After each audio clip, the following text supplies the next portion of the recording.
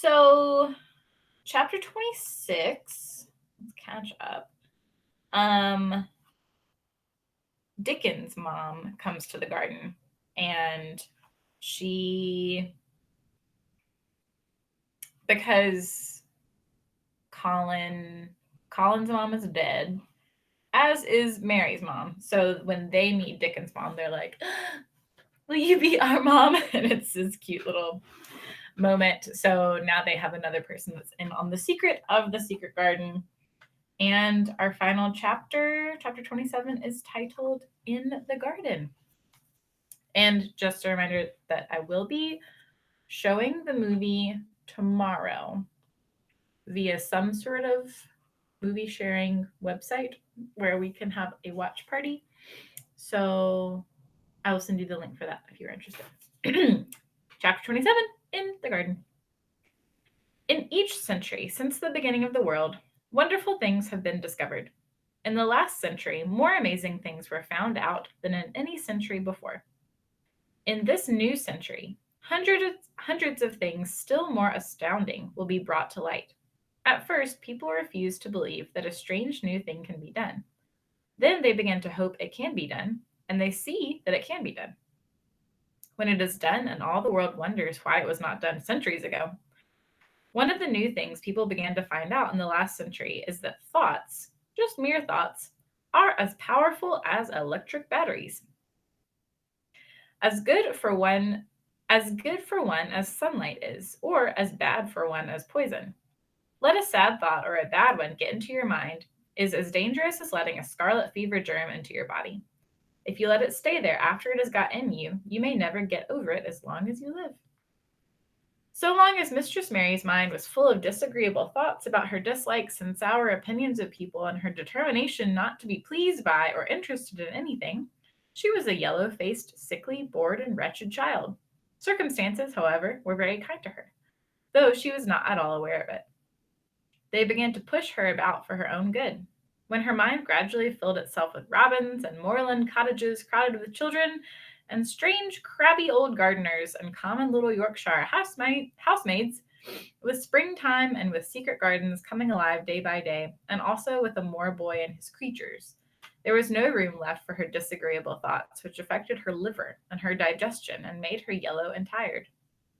So long as Collins shut himself up in his room and thought only of his fears and weakness and his detestation of people who looked at him, and reflected hourly on humps and earthly death, he was a hysterical, half-crazy little hypochondriac who knew nothing of the sunshine and the spring, and also did not know he could get well and stand up on his own feet if he tried to do it. When new, beautiful thoughts began to push out of the old, hideous ones, life began to come back to him. His blood ran healthily through his veins, and strength poured into him like a flood. His scientific experiment was quite practical and simple, and there was nothing weird at all about it. Much more surprising things can come to anyone who, when a disagreeable or discouraged thought comes into his mind, just has the sense to remember in time and push it out by putting in an agreeable, determinedly courageous one. Two things cannot be in one place. Where you tend a rose, my lad, a thistle cannot grow.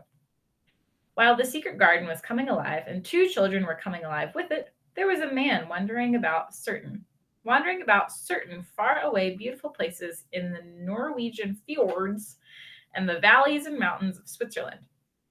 And he was a man who for 10 years had kept his mind filled with dark and heartbroken thinking. He had not been courageous. He had never tried to put any other thoughts into the place of the dark ones. He had wandered by blue lakes and thought them, and had lain on mountainsides with sheets of deep blue gentians, I guess that's a flower, blooming all around him, and flower breaths filling the air, and he had thought them. A terrible sorrow had fallen upon him when he had been happy, and he had let his soul fill itself with blackness, and had refused obstinately to allow any rift of light to pierce through. He had forgotten and deserted his home and his duties. When he traveled about, darkness so brooded over him that the sight of him was a wrong done to other people, because it was as if he poisoned the air about him with gloom. Most strangers thought he must either be half mad or a man with some hidden crime on his soul. He was a tall man with a drawn face, and crooked shoulders, and the name he always entered on hotel registers was Archibald Craven, Misselthwaite Manor, Yorkshire, England. He had traveled far and wide since that day, and he saw Mistress Mary in his study, and he had told her she might have her bit of earth. He had been in the most beautiful places in Europe, though he had remained nowhere more than a few days. He had chosen the quietest and remotest spots. He had been on top of mountains whose heads were in the clouds, and had looked down on other mountains when the sun rose and touched them with such light as made it seem as if the world were just being born. But the light had never seemed to touch himself until one day when he realized that for the first time in 10 years, a strange thing had happened. He was in a wonderful valley in the Austrian Tyrol, a social city, and he had been walking alone through such beauty as might have lifted any man's soul out of a shadow. He had walked a long way, and it had not lifted his. But at last he felt tired and had thrown himself down to rest on a carpet of moss by a stream. It was a little clear stream which ran quite merrily along its narrow way through the luscious damp greenness. Sometimes it made a sound, rather like a low laughter, as it bubbled over and round stones. He saw birds come and dip their heads to drink it, and then flick their wings and fly away. It seemed like a thing alive, and yet its tiny voice made the stillness seem deeper. The valley was very, very still. As he sat gazing into the clear running of the water, Archibald Craven gradually felt his mind and body both grow quiet as the valley itself. He wondered if he were going to sleep, but he was not. He sat and gazed at the sunlit water, and his eyes began to see things growing at its edge. There was one lovely mass of blue forget-me-nots, growing so close to the stream that its leaves were wet, and at these he found himself looking as he remembered he had looked at such things years ago. He was actually thinking tenderly of how lovely it was, and what wonders of blue its hundreds of little blossoms were. He did not know that just that simple thought was slowly filling his mind, filling and filling it until other things were softly pushed aside. It was as if a sweet, clear spring had begun to rise in a stagnant pool and had risen and risen until at last it swept the dark water away. But of course he did not think of this himself. He only knew that the valley seemed to grow quieter and quieter as he sat and stared at the bright, delicate blueness. He did not know how long he sat there or what was happening to him, but at last he moved as if he were awakening, and he got up slowly and stood on the moss carpet, drawing a long, deep, soft breath and wondering at himself. Something seemed to have been unbound and released in him very quietly.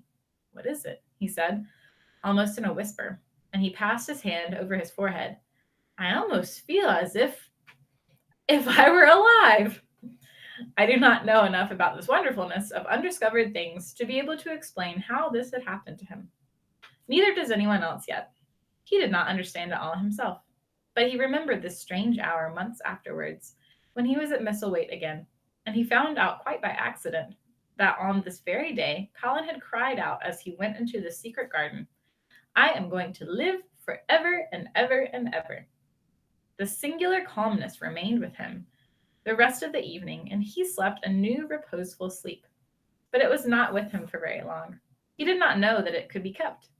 By the next night he had opened the doors wide to his dark thoughts, and they were trooping and rushing back. He left the valley and went on his wandering way again. But, strange as it seemed to him, there were minutes, sometimes half hours, when, without his knowing why, the black burden seemed to lift itself again, and he knew he was a living man and not a dead one. Slowly, for no reason that he knew of, he was coming alive with the garden. As the golden summer changed into the deep golden autumn, he went to the lake of Como. There he found the loveliness of a dream. He spent his days upon the crystal blueness of the lake, or he walked back into the soft, thick verdure of the hills, and tramped until he was tired. I guess that's walked. Tramped until he was tired, so that he might sleep. But by this time he had begun to sleep better. He knew, and his dreams had ceased to be a terror to him. Perhaps, he thought, my body is growing stronger. It was growing stronger, but because of the rare peaceful hours when his thoughts were changed, his soul was slowly growing stronger too. He began to think of Misselthwaite and wondered if he should not go home. Now and then he wondered vaguely about his boy and asked himself what he should feel and when he went and stood by the carved four-posted bed again and looked down at the sharply chiseled ivory white face while it slept, and the black lashes rimmed so startlingly around the close-shut eyes. He shrank from it. One marvel of a day, he had walked so far that when he returned, the moon was high and full, and all the world was purple shadow and silver. The stillness of lake and shore and wood was so wonderful that he did not go into the villa he lived in. He walked down to a little bowered terrace at the water's edge and sat upon a seat and breathed in all the heavenly scents of the night. He felt the strange calmness stealing over him, and it grew deeper and deeper until he fell asleep. He did not know when he fell asleep and when he began to dream. His dream was so real that he did not feel as if he were dreaming. He remembered afterward how intensely wide awake and alert he thought he was. He thought that as he sat and breathed in the scent of the late roses and listened to the lapping of the water at his feet, and he heard a voice calling. It was sweet and clear and happy and far away.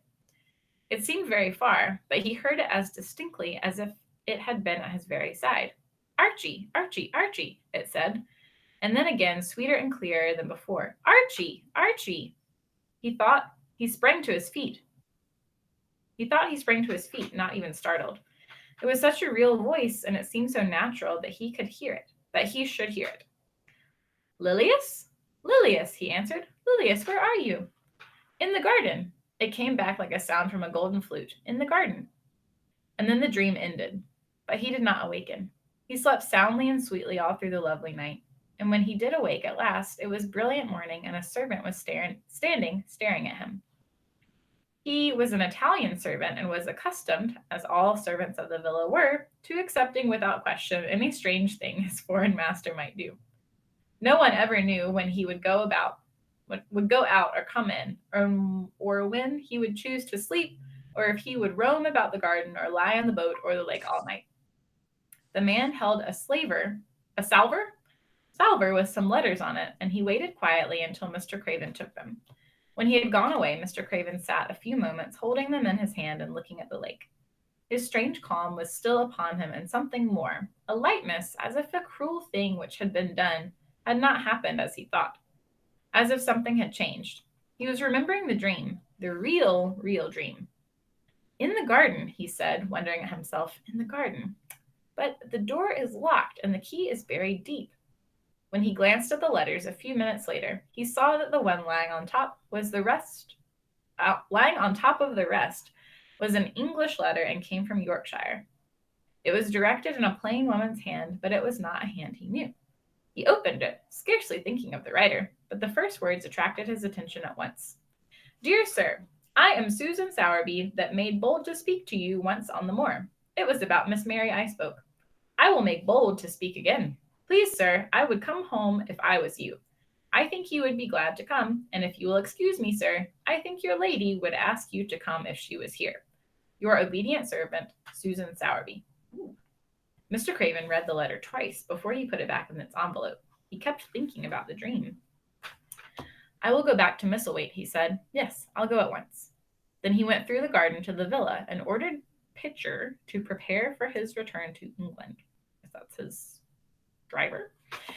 In a few days, he was in Yorkshire again, and on his long railroad journey, he found himself thinking of his boy, and he had never thought in all the 10 years past. During those years, he had only wished to forget him. Now, though he did not intend to think about him, memories of him constantly drifted into his mind.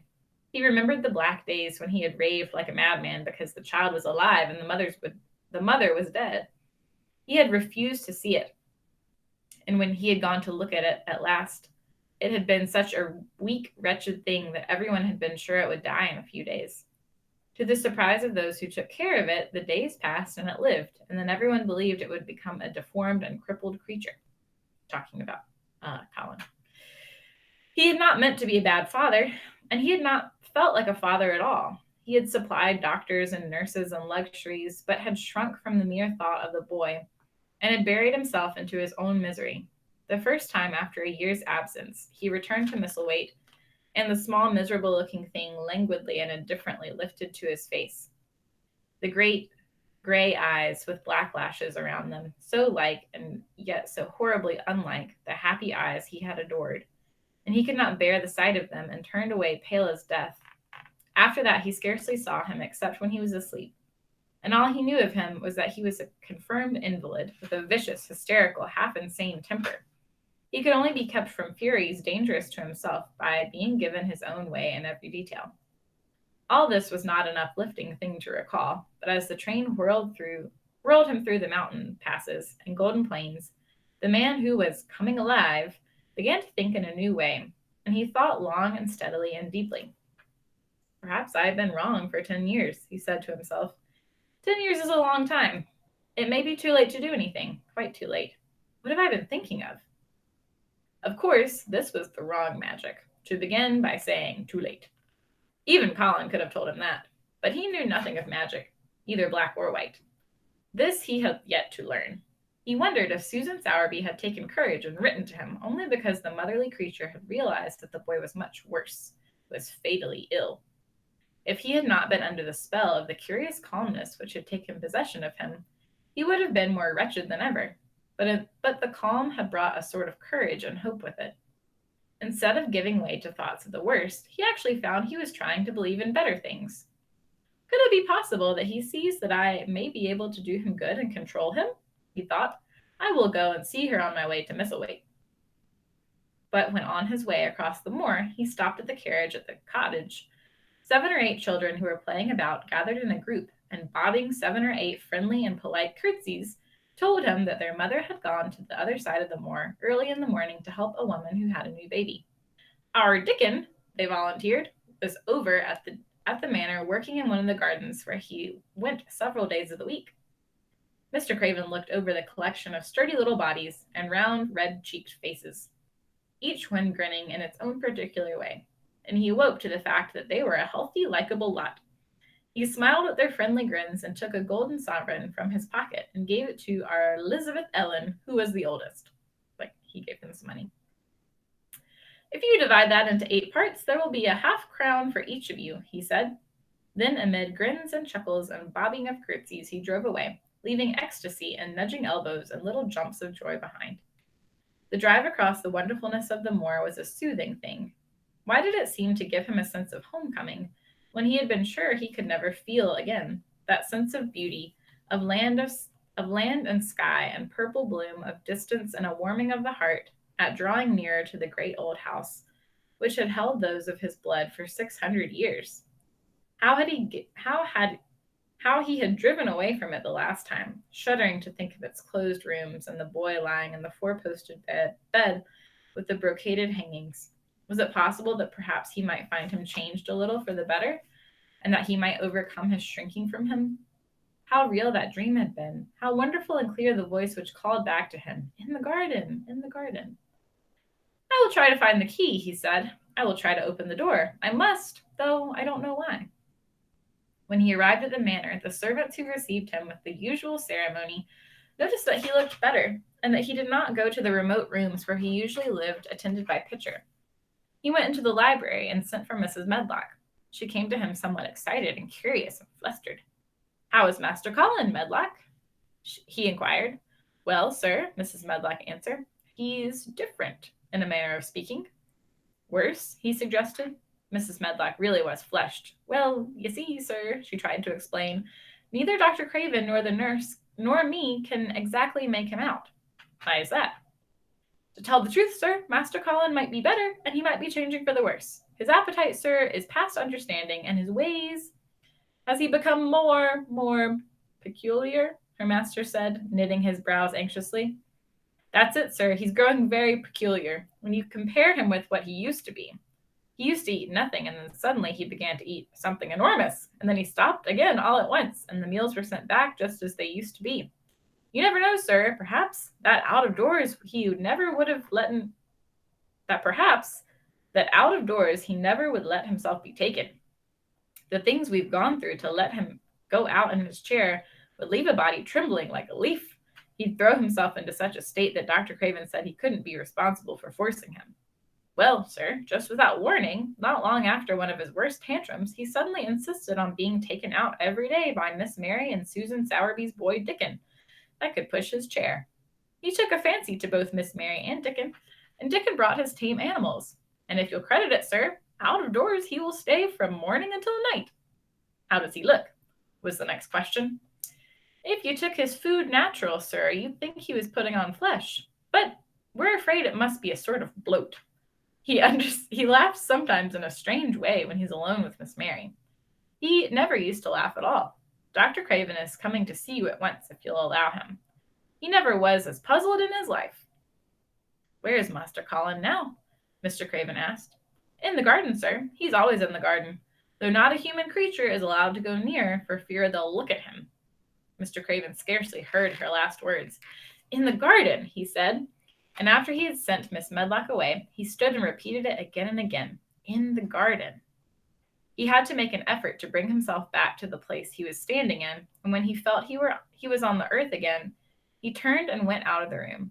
He took his way, as Mary had done, through the door in the shrubbery and among the laurels and the fountain beds. The fountain was playing now and was encircled by beds of brilliant autumn flowers.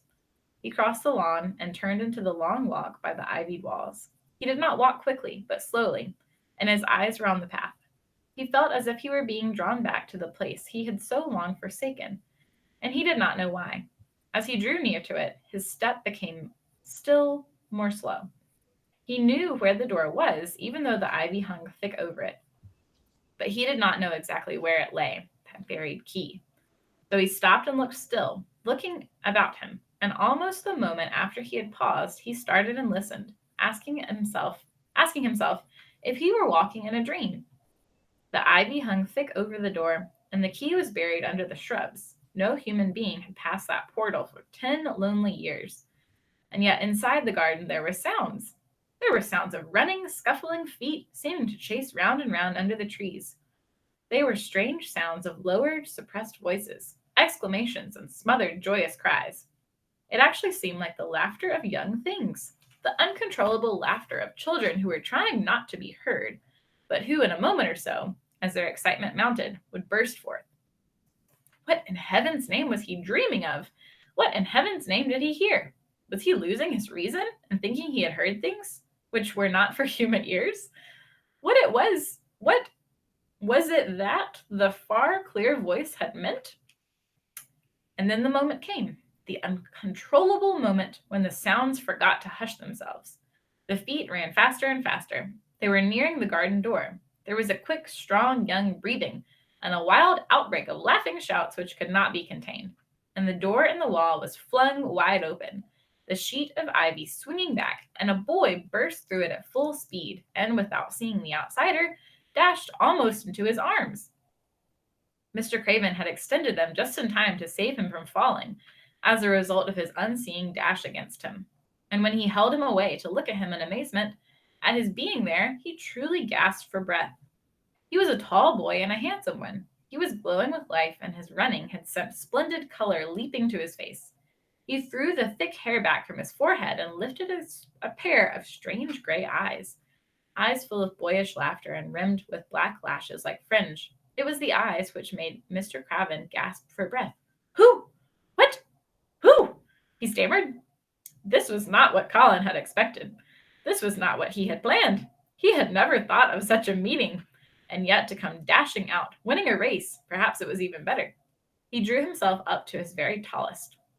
Mary, who had been running with him, had dashed through the door too, believed that she managed to make herself look taller than he had ever looked before, inches taller. Father, he said, I'm Colin. You can't believe it. I scarcely can myself. I'm Colin. Like Mrs. Medlock, he did not understand what his father meant when he said hurriedly, in the garden, in the garden. Yes, hurried on Colin, it was the garden that did it.